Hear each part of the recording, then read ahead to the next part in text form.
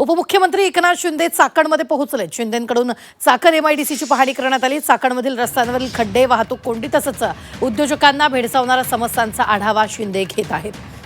या संदर्भात ताजे अपडेट देत आहेत आपले प्रतिनिधी हेमंत चापुडे। हेमंत, सध्या शिंदे चाकणमध्ये आलेले आहेत, परिस्थितीची पाहणी करतायत।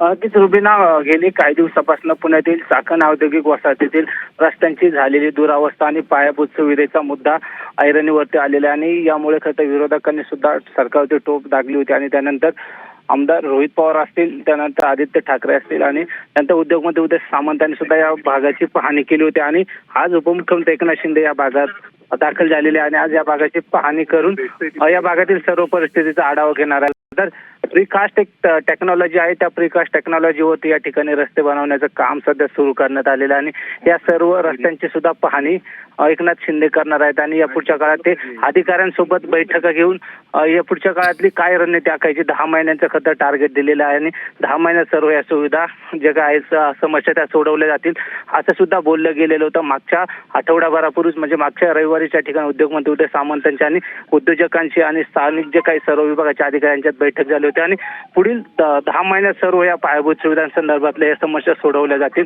31 या ठिकाणी ऑगस्ट पर्यंत हे जे काय आता खड्ड्यांचा विषय आहे तो सुद्धा खड्डे बुजवले जातील असं सुद्धा या बैठकीत सांगण्यात आलं होतं आणि आता या ठिकाणी जर आपण पाहिलं तर उद्योग विभाग या ठिकाणी ऍक्शन मोडवरती आले पाहायला मिळत आहे। आज या ठिकाणी उपमुख्यमंत्री एकनाथ शिंदे चाकण औद्योगिक नगरीची पाहणी करत आहेत आणि यानंतर ते उद्योजकांशी संवाद साधलेला आणि त्यानंतर माध्यमांसोबत सुद्धा ते बोलणार आहेत।